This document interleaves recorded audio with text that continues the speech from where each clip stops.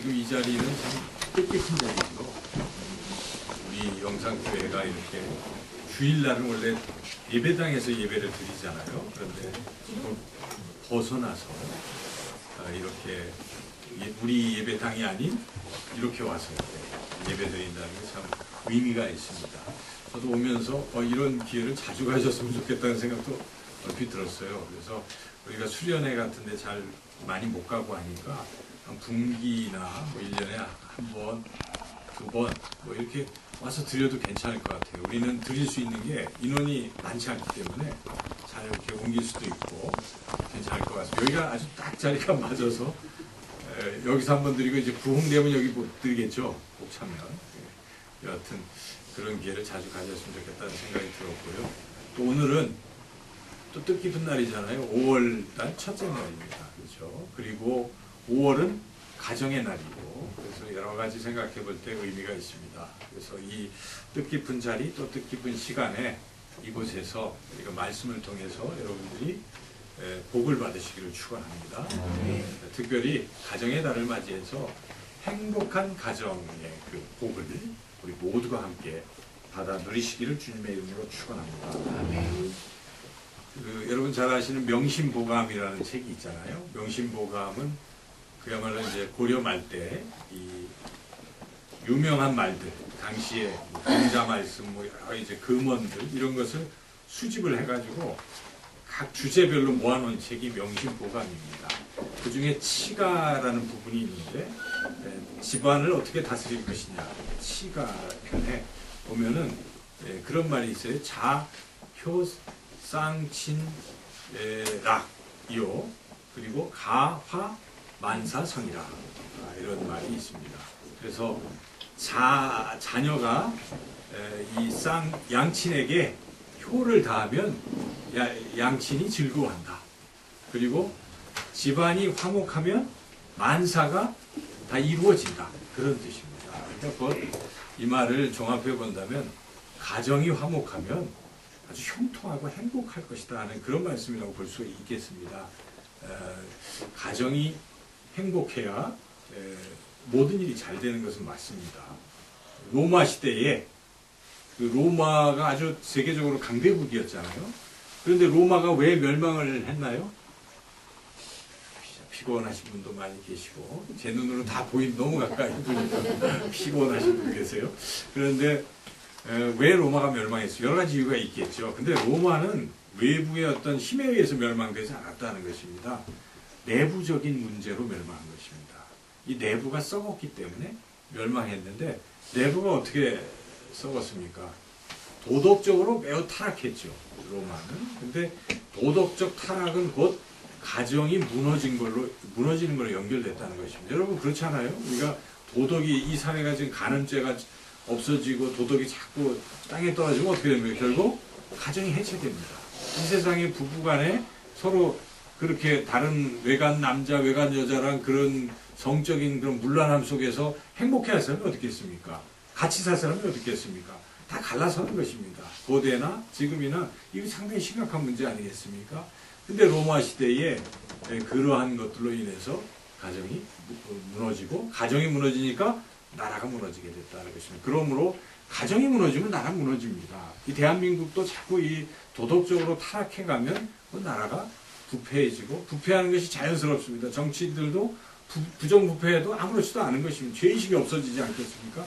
결국 망하는 것이죠. 그래서 우리가 가정이 행복해야 된다는 것입니다. 교회도 저는 마찬가지라고 생각합니다. 교회에 여러분 이 가정들이 불행해지기 시작하면 교회가 존립이 되겠습니까? 안 됩니다. 교회도 무너지는 것입니다. 그래서 이 교회가 아주 가정이 그렇게 행복해야 한다는 것이죠. 제가 녹음을 안 했군요. 녹음 하십니까? 죄송해요. 그래서 당시 그 로마 시대에 유명한 철학자가 무너져가는 로마를 바라보면서 이러한 이야기를 했다고 합니다. 애국자여 가정을 지키시오. 그리고 그는 기도문에서 이렇게 기도했다고 합니다. 신이시여 기도하는 가정을 로마에 다시 일으켜 세워 주시옵소서. 그래서 이 가정이 서야 로마가 설 수 있다 이렇게 생각하고 철학자가 그 얘기했다고 합니다. 여러분의 가정은 어떻습니까? 여러분의 가정은 행복하십니까? 아멘. 네. 그러나 가정이 많이 무너져 있을 수도 있겠죠. 그렇죠. 네. 지금 현재 어려울 수도 있습니다. 그렇지만 지금부터라도 이 가정을 행복하게 아름답게 세워가기를 꿈꾸시기를 축원합니다. 네. 꿈꿀 때 이루어지는 것이죠. 그래서 가정이 이제는 행복한 가정이 되어야 되겠다 하고 꿈을 꾸라는 것입니다. 여러분들이 꿈을 꾸실 때 어떤 모습을 꿈꾸십니까? 지금 한번 탁 떠오르는 모습이 좋은 모습을 한번 생각해 보시죠. 우리 가정이 정말 행복한 가정. 그림이 그려지십니까? 네. 혹시 님과 함께 이런 노래가 저 푸른 초원 위에 그림 같은 집을 짓고 또 사랑하는 우리 님과 함께 이런 노래가 있잖아요. 근데 그 노래가 꼭 그 무슨 궁궐같이 이런 것이 아니더라도 그 초원 위의 집이라는 것은 그냥 물론 아름답게 느껴지기도 하지만 뭐 부유하지 않더라도 여하튼 당신과 함께라면 님과 함께라면 나는 행복하다 하는 것이죠. 그래서 가족이라는 것은 저는 여러분들이 꿈꿀 때 가장 먼저 떠오르는 게 그러한 막 호사스러운 어떤 그런 것이라기보다도 온 가족이 서로 화목하고 함께 있는 그런 모습을 아마 떠올리셨을 것입니다. 그것이 가장 행복한 가정의 모습일 것입니다. 오늘 하나님께서 우리에게 주신 이 성경 말씀에도 행복한 가정의 그런 그림, 모습을 이렇게 보여주고 있습니다. 여러분이 이 시편 128편 말씀을 쭉 읽다 보면 탁 떠오르잖아요. 그림처럼. 뭐가 떠오릅니까? 식탁에 온 가족이 둘러앉아 있는 거예요. 그런 그림이 떠오르십니까? 오늘 본문 말씀에 특별히 여러분이 그 3절 말씀 같이 한번 읽어보시죠. 네 집 안방에 있는 네 아내는 결실한 포도나무 같으며 네 식탁에 둘러앉은 자식들은 냉감람나무 같으리로다. 온 가족이 식탁에 둘러앉아 있는 그런 모습이 떠오르잖아요. 그래서 진짜 행복은 아마 그런 것 같아요. 모든 식구들이 저녁이 되면 이렇게 한 식탁에 둘러앉아서 같이 식사하는 이게 참 행복인데 현실은 또 그렇지 않잖아요. 각자 바빠서 외식하는 사람도 있고 또 형편 때문에 멀리 좀 떨어져서 살아야 되고 또 이런 경우도 없지 않습니다. 그런 상황들이 우리에게 있을 수가 있어요. 그래서 우리가 앞으로 꿈꾸는 이러한 가족은 그러한 행복한 가정은 이왕이면 같이 모여보자 이런 생각을 많이 해보시라는 것입니다. 그래서 적어도 뭐 일주일에 한 번, 그것도 힘들면 한 달에 한 번이라도 날을 딱 정해서 온 가족이 함께 같은 식탁에 둘러앉아서 식사하는 그러한 그림부터 먼저 그리시고 그런 노력들을 해볼 필요가 있습니다. 그게 이제 행복할 수 있는 첫 번째고, 저는 더 행복해지려면 온 가족이 함께 주일날 하나님 앞에 나와서 예배 드린다면 정말 행복해질 거라고 저는 생각이 됩니다. 하나님 앞에 나올 때. 그래서 그런 꿈을 꾸면서 우리가 나가는 게 참 중요하다는 생각이 듭니다. 그래서 오늘 성경 말씀이 우리에게 그려주는 행복한 가정의 모습은, 첫째 모습은 아까 읽었던 대로 온 가족이 식탁에 둘러앉은 화목한 그러한 모습, 이게 이제 가장 행복한 모습이라는 거죠. 둘째 모습은 이제 2절 말씀에 나와 있는데요. 2절을 같이 한번 읽어보겠습니다. 네가 내 손이 수고한 대로 먹을 것이나 네가 복대로 형통하리로다. 여기 너라는 것은 이 가장이겠죠. 이 가장. 경제를 책임지고 있는 가장이 손으로 일을 했는데 일한 대로 소득이 주어지는 겁니다. 그런 복을 받는 것. 이게 이제 행복한 가정의 모습이겠죠. 여러분, 일자리가 없어서 일도 못하고 가장이 일도 못한다고 하면 어떻게 되겠습니까? 먹을 게 없고. 그럼 참 어려워지잖아요, 가정이. 그런데 또 일을 열심히 했는데도 직장에서 월급을 제때 안 주거나 또 뭐 사업을 열심히 땀 흘려서 했는데 소득이 없어요. 참 불행해지는 것이죠. 그래서 오늘 말씀에서 행복한 가정의 두 번째 모습은 이 가장이 일하면 일한 대로 소득을 얻게 되는 이것이 행복의 또 다른 모습이다 하는 것입니다. 하나님께서 우리 모두에게 복을 주셔서 각 가정의 가장들이 일한 대로 귀한 소득을 얻게 되시기를 주님의 이름으로 축원합니다. 네. 이러한 모습들 우리가 이제 그려보고 있는 것이고, 그 다음에 세 번째는 그 집에 이제 그 아내가 아주 이렇게 성숙한 성품을 갖게 되는 이러한 가정이 행복한 가정이라 하는 것이죠. 그래서 이 3절 말씀에 전발절까지만 같이 한번 읽어보겠습니다. 네 집 안방에 있는 네 아내는 결실한 포도나무 같으며. 예, 그래서 포도나무 여러분들의 열매가 없으면 어떨까요? 뭐 아무것도 아니잖아요. 그런데 포도나무에 열매가 막 주렁주렁 매달려 있는 모습을 여러분 상상해 보시오. 얼마나 좋습니까? 그와 같이 아내가 그런 열매를 주렁주렁 맺게 되는 것인데 그 열매가 무엇이겠습니까? 아내가 맺는 열매는 결국 성격, 성숙한 성품, 좋은 성품을 여기는 상징하고 있는 것입니다. 그래서 가정에 아내가 굉장히 중요합니다. 아내의 성품이 성숙하면 행복합니다. 근데 미성숙하면 어떻게 될까요? 아내가 미성숙하면 남편과도 관계가 안 좋습니다. 그렇죠? 미성숙하니까. 그리고 자녀와 이 엄마의 관계도 안 좋겠죠. 그리고 혹시 거기에 시부모님이 살고 계시면 또 안 좋은 거예요. 그러니까 아내가 중심이에요. 사실 굉장히 중요한 것입니다. 여러분, 아내의 성품이 좋으면요, 그 가정은 항상 행복한 것입니다. 그래서 우리 청년들이 결혼할 때 저는 늘 그렇게 생각해요. 첫 번째, 성품을 보라는 것입니다. 다른 게 뭐 중요한 것도 있겠지만은 성품, 좋은 성품을 가지면 행복이 보장되는 것입니다.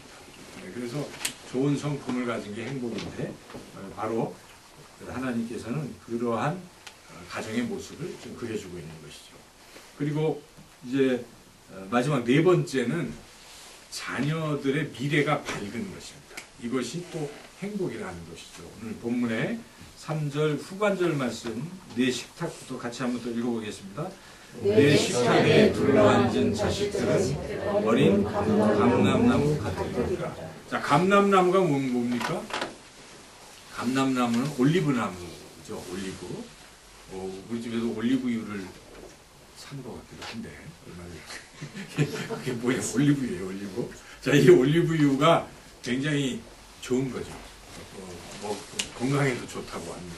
건강에도 좋고, 또 올리브유는 보통 그 기름이 아니라 이스라엘에서는 왕이 될 때 기름 붓는다고 하죠. 메시아는 기름 부음 받은 자. 그때 그 기름이 올리브 기름인 것입니다. 올리브.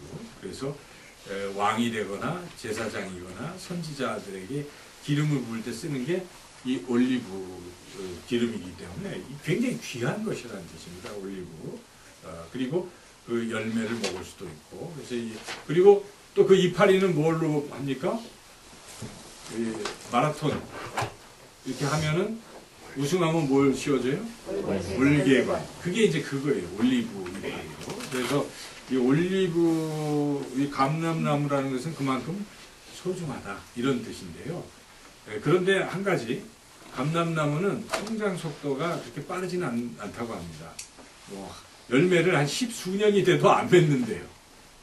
그러니까 한 30년쯤 돼야 그 다음부터 열매를 맺는 거예요. 그런데 일단 열매를 맺기 시작하면 매년 이게 뭐 한 120kg쯤 이렇게 맺게 됩니다. 그래서 한 이게 뭐 한 30리터 정도 된다고 하는데 제가 그 양을 가늠을 잘 못해보겠는데, 그래서 엄청난 결실을 꾸준하게 계속 맺는 것이 감람나무라는 것입니다. 우리 자녀들도 지금은 여러분 자녀들이 별로 뭐 이렇게 보이지 않아요. 지금은. 그런데 대기만성입니다. 기다리십시오. 자녀들. 기다리다 보면 때가 되면 어떻게 될까요?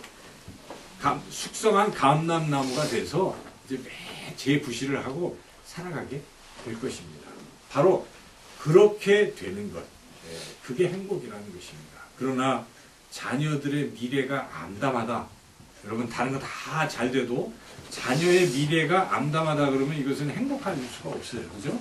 그 가정이 그래도 우리 자녀가 잘 될 것이다 하는 소망을 가지면 행복합니다. 그래, 내가 고생하더라도 우리 자녀들이 잘 되면 좋겠다. 근데 자녀가 자기는 잘 됐는데 자녀들이 이거 미래가 없는 거예요, 그죠? 그건 뭐 가문이 멸문하는 것입니다. 그래서 자녀가 잘 되는 게 이게 행복한 가정이다. 오늘 본문 말씀에서 하나님께서는 분명하게 이게 행복한 가정이다 하고 보여주고 있습니다. 여러분, 이러한 가정을 꿈꾸시기를 축원합니다. 네. 야, 우리 가정도 이런 가정 됐으면 좋겠다.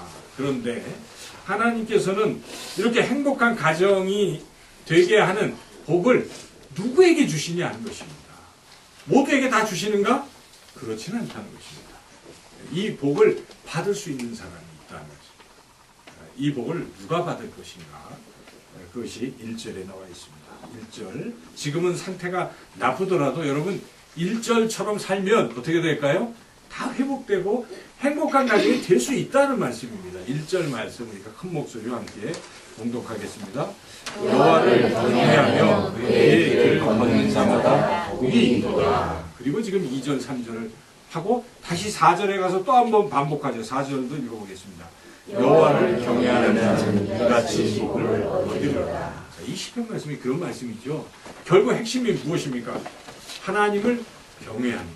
그리고 하나님의 길을 걷는 것이 행복한 가정을 이룰 수 있는 비결이라는 것입니다. 여러분 하나님을 경외하십니까? 또 하나님의 길을 걸으십니까? 첫째로 하나님을 경외한다는 것이 무슨 뜻입니까? 이 경외라는 말이 그렇게 쉬운 말은 아니잖아요. 경은 공경한다는 뜻이죠.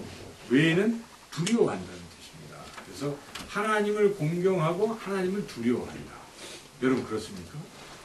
아유 그래도 하나님은 나를 사랑하시고 하나님은 친구시고 친근하신데 뭐 하나님 앞에 가면 너무 좋은데 하나님을 내가 왜 두려워해야지? 또 하나님 앞에 내가 왜 그렇게 또 뭐 하나님을 공경해야지? 이렇게 말할 사람이 있을지도 모르겠어요. 근데 그건 잘못된 신앙이에요. 여러분 부모님을 생각해 보십시오. 부모님이 좋은 분들이 계시죠? 너무나 순하고 화도 안 내시고 늘 따뜻하신 분. 그런 부모님을 가진 분 자녀들은 어떻습니까?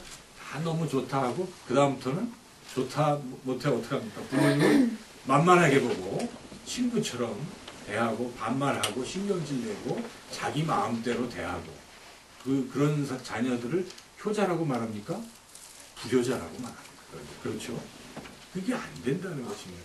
아무리 나를 사랑해 주시고 아무리 친하게 대해 주셔도 부모님을 어떻게 하라는 것입니까? 공경하라는 것입니다. 존경해야 됩니다. 부모님을 함부로 대해서는 안 된다. 높여야 된다. 내가 부모님 너무 사랑하지만 부모님이기 때문에 우리는 어떻게 하는 것입니까? 높이는 것입니다. 이거 굉장히 중요한 것입니다. 하나님에 대한 신앙도 이게 자칫 잘못 우리가 알면 하나님 너무 좋아요 하고 막 하나님을 너무 이렇게 무시하는 이러한 경향으로 흘러가게 되면 그건 패망이라는 것입니다.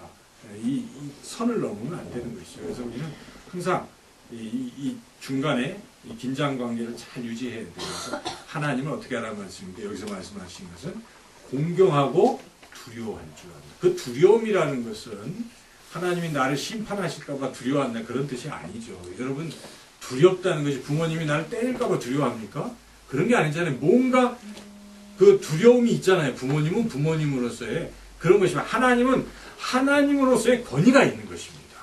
그렇죠. 여러분 하나님은 무한한 능력을 가신 분이시기 때문에 그 능력, 베푸시는 능력 앞에서 우리가 어떻습니까? 두려움이 생길 수밖에 없는 것입니다. 하나님 위대하시고 이러한 두려움과 또 하나의 두려움은 어떤 것에서 나오냐면요. 하나님이 거룩하시기 때문에 두려움이 나오는 것입니다.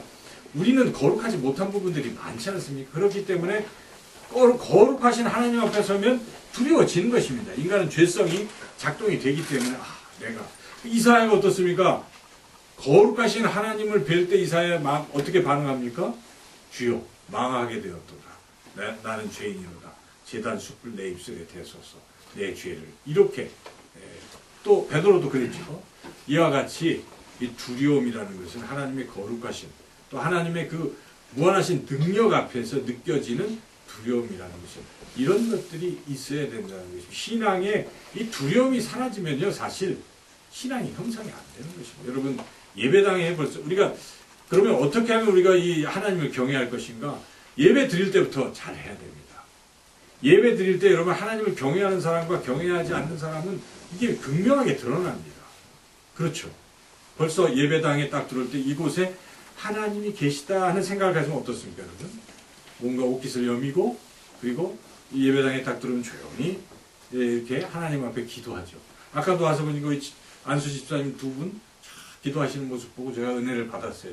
그런 거. 여러 그래도 우리 권사님들, 집사님들 다 와서 이 예배당에 여기가 비록 우리 예배당은 아니지만 하나님이 계시다는 생각을 가지시고 기도하시는.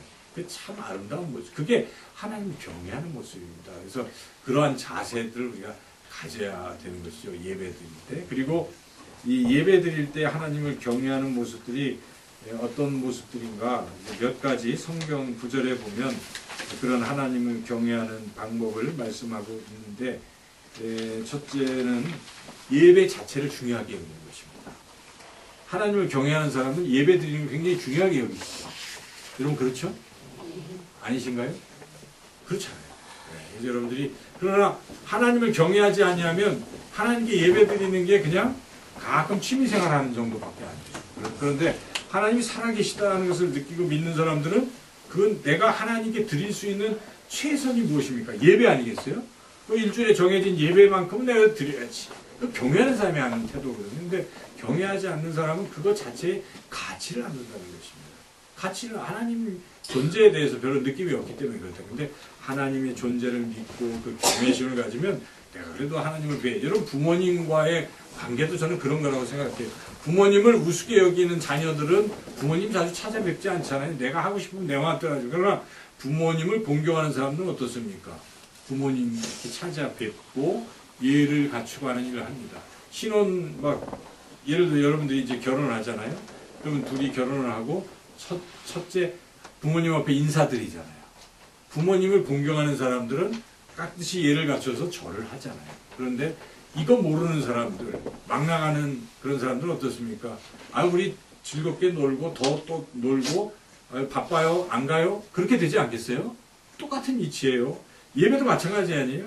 진짜 경외하는 마음이 있으면 정해진 날에 하나님 앞에 나와서 겸손하게 예배 드리는 것입니다. 이것부터 우리의 하나님의 경외 훈련이 돼야 된다는 것이죠. 그리고 예배를 드릴 때 첫 번째는 회개를 하게 된다는 것입니다.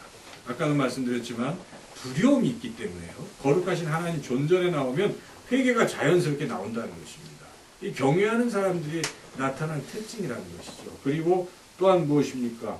찬양하게 된다는 것입니다. 하나님을 경외하는 사람은요, 어떻게 하든지 하나님을 공경하는 거니까. 하나님을 어떻게 공경하십니까, 여러분? 보이지 않는 하나님을 어떻게 공경하세요?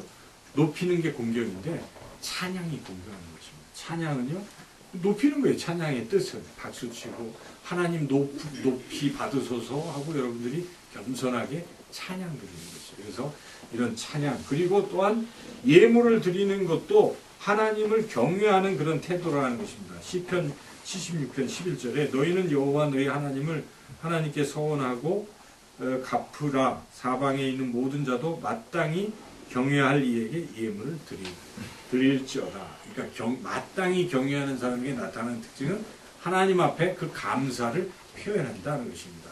부모님을 공경하는 사람들은 어떻습니까?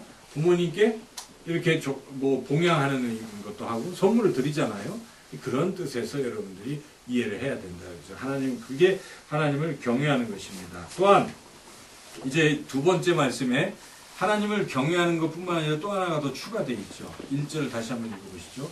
여호와를 경외하며 그의 길을 걷는 자마다 복되다. 그의 길을 걷는 게 무슨 뜻이겠습니까? 그의 길은 무슨 길이에요? 하나님의 길이잖아요. 하나님의 길을 걸어가는 거예요. 이것은 곧 하나님의 길을 따라가는 것을 말하는 것입니다. 예수님이 가시는 그 길을, 십자가의 길을 따라가는 것. 이걸 말하는 것이죠. 이게 무슨 말이냐면 주님이 말씀하시면 말씀하시는 대로 다 순종하는 걸 말하는 것입니다. 여러분, 그의 길을 걸어간다는 게 무슨 뜻이야? 주님이 가라고 하시는 그 길을 따라가는 순종, 철저한. 결국 경외함과 순종함이 우리가 하나님께 드릴 수 있는 최고의 것들이고, 이렇게 하는 사람들을 하나님은 정말 풍성한 복을 내려주셔서 가정이 행복해진다는 것입니다. 그러나 그 반대의 인생을 한번 살아보십시오. 어떻게 될까요?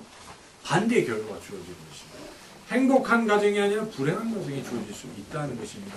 하나님을 우습게 여기고 하나님을 경멸하고 멸시하고 내 마음 떼고 하나님 말씀하시면 다 자꾸 딴 길로 가면 그때는 아무렇지도 않은 것 같아요. 그러나 시간이 지나보십시오. 10년, 20년, 30년 지나보면 이게 내 인생이 왜 이렇게 됐을까? 그게 잘못된 것입니다. 지금 이 순간에도 내 하나님 경외하는 이런 부분과 또 하나님 말씀에 순종하는 부분이 어그러져 있다면 여러분 돌이키셔야 하는 것입니다.